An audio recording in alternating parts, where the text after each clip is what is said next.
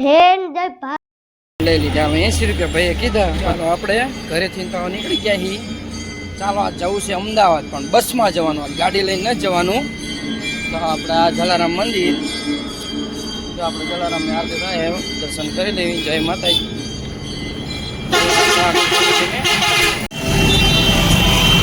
જો આ 45 રૂપિયાની ટિકિટ એમટીએસમાં લેવીને લાખો અમદાવાદ 45 રૂપિયામાં ફરવી. સવારના 11 થી સાંજના 11 વાગ્યા સુધી ચાલે આ ટિકિટ. જો ટ્રાફિક તો જો, ઓહો હો ટ્રાફિક આપણે સરખેજ પહોંચી ગયા છીએ. જો ટ્રાફિક કેટલી બધી છે. આ સરખેજનું સર્કલ છે. જો ટ્રાફિક તો અમદાવાદમાં રહેવાની જ છે દિવસે વગર. ચાલો આપણે વાસણા એમટીએસ બસ સ્ટેશને પહોંચ્યા. વાસણા બસ સ્ટેન્ડ, જે એમટીએસનું બસ સ્ટેશન અલગ હોય. આ એલિસ બ્રિજ છે, જે સૌથી જૂનો એલિસ આ બ્રિજ છે. આ ઉપર એ અંગ્રેજો વખતનો પુલ છે. જો સીદી સૈયદની જાળી છે. આપણે બસ એથી ને ચાલે છે લાલ દરવાજા જવા માટે. એટલે જો બહારથી આપણે જોઈ લઈએ કે સીદી સૈયદની જાળી કેવી હોય. અંદર હોય તો ઘણું બધું જોવાલાયક છે, પણ અંદર આપણે નથી જવાનું અત્યારે. ચાલો આપણે લાલ દરવાજે એમટીએસ બસ સ્ટેન્ડે પહોંચી જઈએ છીએ. અને હવે જઈએ આપણે લાલ દરવાજે ખરીદી કરવા. જઈએ શું શું છે. આપણે છે ને લાલ દરવાજા આવી ગયા. લાલ દરવાજો કિલ્લો, કઈક કિલ્લો છે જો જૂનવાડી, રાજા શહીદ વખતનો. જો અંદર છે, જોવાલાયક તો નથી બહુ, પણ બહારથી આટલું દ્રશ્ય દેખાય. નહીં આપણો ભદ્રનો કિલ્લો હતો. ભદ્રનો કિલ્લો મંદિર છે. ચાલો આપણે દર્શન કરતા જઈએ. એ હાથી ભાઈ તો જાડા લાગે મોટા પાડા, આગળ લટકે લાંબી સૂંઢ, પાછળ લટકે ટૂંકી પૂ. જો હાથી હે ને જબરજસ્ત. ચાલો આપણે આગળ ધીમે ધીમે જઈએ. લાલ દરવાજામાં જે ખરીદી કરવાની છે ભાઈ. જો આ બધે હતું, પણ આ દબાણના લીધે રહેવા નથી દેતા. ગુજરાતનું પ્રથમ પાટનગર હોય ને તો પહેલાં અમદાવાદ હતું, અને હાલનું અત્યારે ગાંધીનગર છે. ગુજરાતની સૌથી મોટી જામા મસ્જિદ અમદાવાદમાં આવેલી છે. અમદાવાદમાં લાલ દરવાજાને અડીને જે ગુજરાતની સૌથી મોટી જામા મસ્જિદ છે. અહીંથી આપણે આવતા હતા. મેં કીધું ચાલો આપણે જામા મસ્જિદે જતા આવીએ. જોઈ લો, આ સૌથી મોટી જામા મસ્જિદ જે અમદાવાદમાં આવેલી છે. ચાલો હવે આપણે જોઈ લીધી. અહીં બધું ફંક્શન છે, એટલે અંદર તો કાંઈ જવાય એવું છે નહીં, એટલે આપણે અહીંથી જોઈને ચાલતા થઈએ. મિત્રો આવો ખજાનો તો અમદાવાદમાં ઘણો બધો છે. વર્લ્ડ હેરિટેજ સાઇટમાં મૂકેલું છે. એટલે આપણે અમદાવાદમાં ન જોવી એટલું ઓછું છે, કારણ કે અમદાવાદમાં બહુ મોટો ખજાનો જોવાલાયક છે. ચાલો આપણે જેમ જેમ આગળ વધતા જઈશું એમ આપણે જોતા જઈશું. ચલો અમારા રુદ્ર માટે 1-2 ચડ્ડા લઈ લઈએ. જોઈએ કેવા કેટલા. જો આ બધું દબાણ હટાવી નાખ્યું ને એટલે અહીં ટ્રાફિક નથી થતી. ન કરતા બહુ ટ્રાફિક.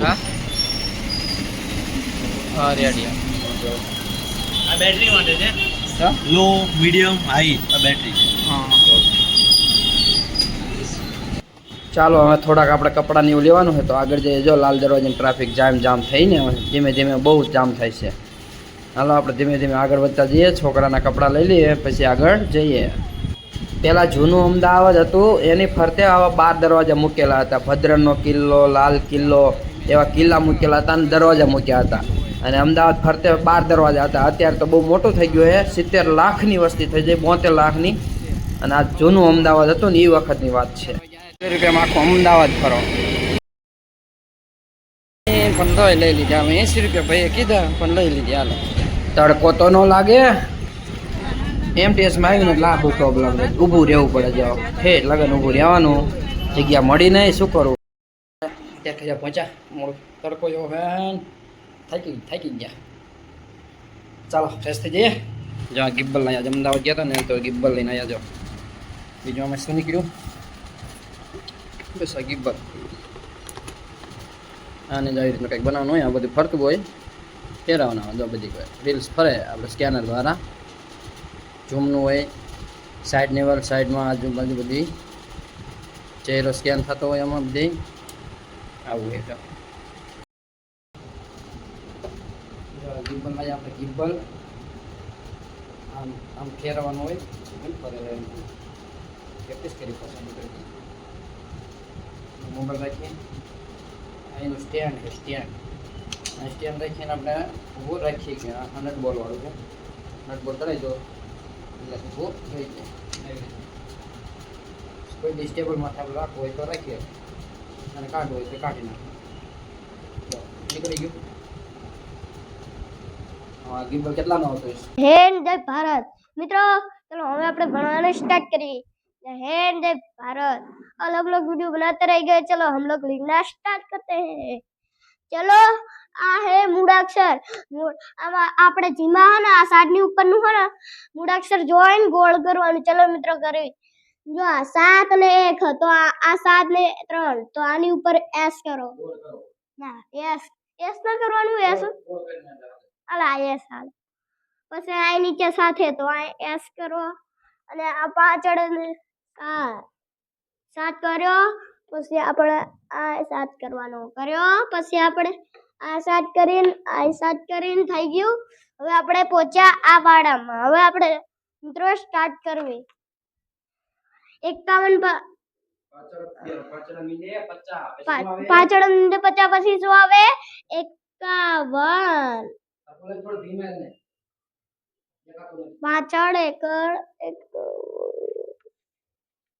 પાછળ એકડ લખ્યો પછી 8 પછી 64 તો પછી કેટલા આવે 8 પાછળ બોલો 85 પછી 9 ને 6 તો કેટલા થાય 9 ને 7 અલા લે અને 8 ને 2 કેટલા આવે હા 8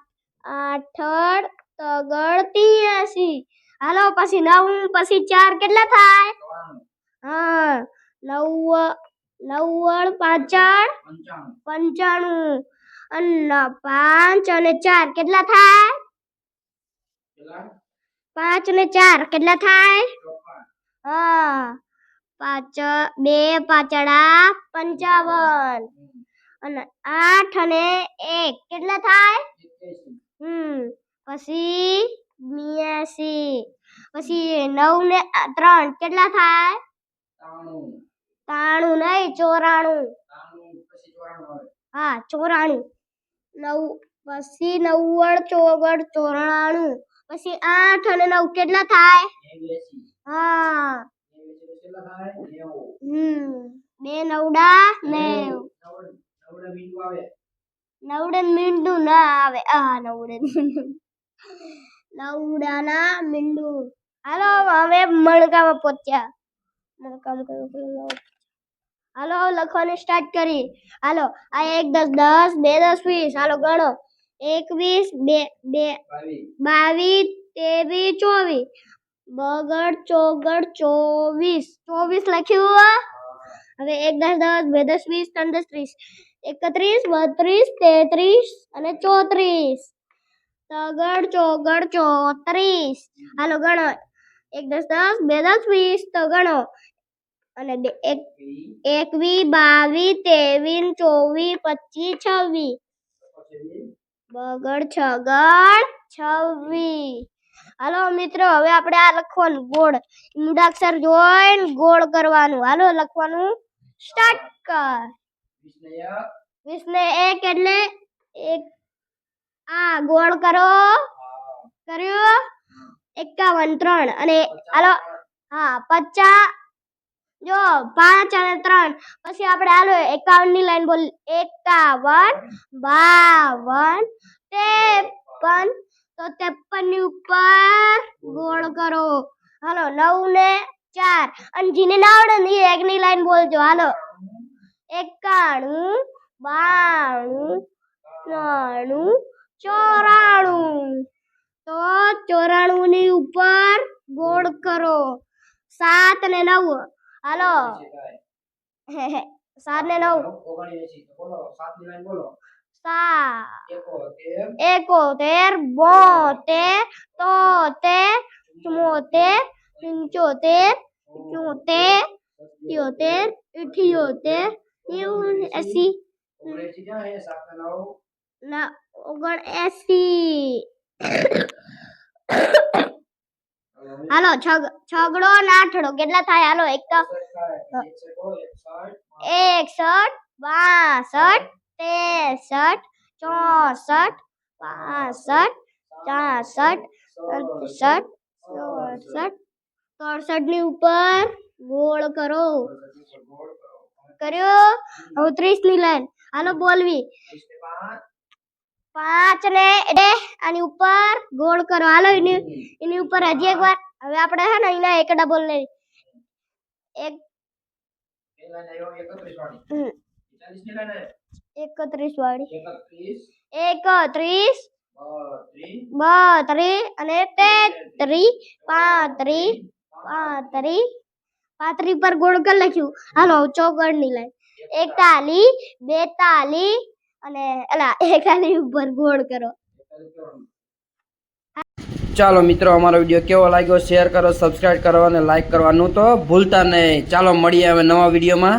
ત્યાં સુધી જય માતાજી, જય શ્રી કૃષ્ણ. ચાલો બાય બાય.